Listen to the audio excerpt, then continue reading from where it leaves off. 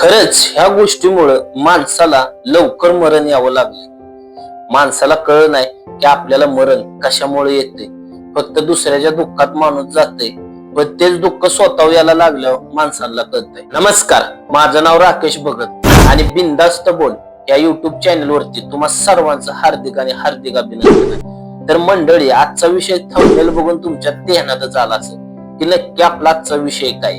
विषय असा आहे, तुम्ही विचार करा, आजकाल ताडी पिण्यासाठी आणि माडी पिण्यासाठी एवढी गर्दी होती मुंबई पुण्याला, आणि चांगल्या चांगल्या मोठमोठ्या सिटीतनी एकदम बिनधास्त मध्ये विकली जाते. कारण असं म्हणतात की ताडी हा निर्याचाच प्रकार आहे, त्यात नशा असते पण नॉर्मल नशा असते.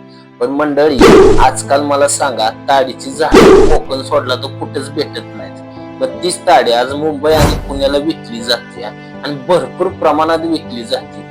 तेवढं उत्पन्न त्या झाडाचं सुद्धा येत नसेल एवढं ताडी विकली जाते. निरा सुद्धा भरपूर प्रमाणात विकला जातो. निऱ्याविषयी आपण नंतर कधीतरी बोलूया. आजचा विषय आहे ताडी आणि माडी. मंडळी, माणसाला नशा करायचं म्हटलं की माणूस काहीही करून विकते.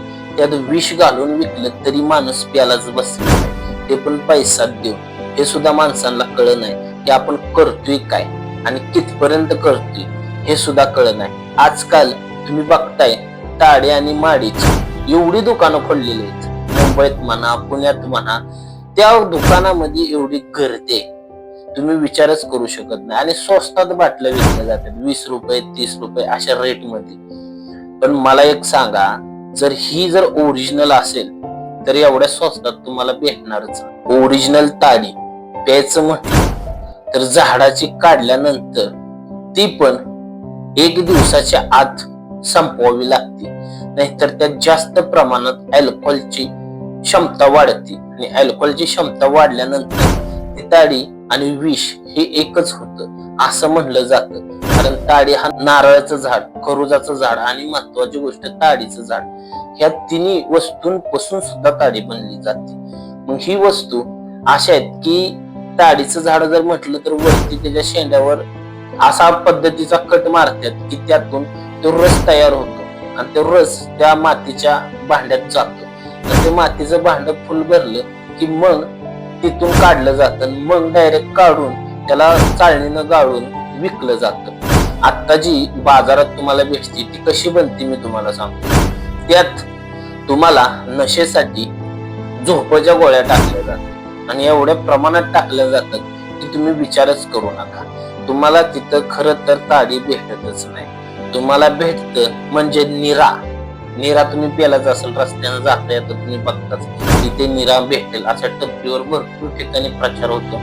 आता जास्त प्रमाणात निरा सुद्धा भेटत नाही. पण निरा आणि आपल्या नारळाच्या झाडाचा जो रस निघतो त्या रसापासून आता मुंबई पुण्यामध्ये ताडी, त्या ताडीत पूर्ण मध्ये गुंगीच्या औषधं म्हणजे झोपेच्या गोळ्या टाकून ते चांगलं मिक्सिंग करून हलवून हे लोकांना पाजलं जाते. पण अशा गोष्टी जर लोकांनी पेल्या तर लोकांच्या शरीराला काय होईल. डॉक्टरांनी बी एखाद्याला झोप येत नसेल तरी एक लिमिट असतं, एखादी गोळी द्यायची. डॉक्टर बी 3 4 5 गोळ्यांच्या वर देत नाही, ते पण ह्यातली एक एक एक घेऊन खावा म्हणतात. तुम्ही जर तिथं बॉटल मध्ये पिताय मग ते किती प्रमाणात गोळ्यांचं तुमच्या आतमध्ये जात असेल औषध, हे सुद्धा विचार करा. खूप वाईट गोष्टी आहेत ह्या. ताडी माडी पेतात असेल तर खरंच सावधान राहा.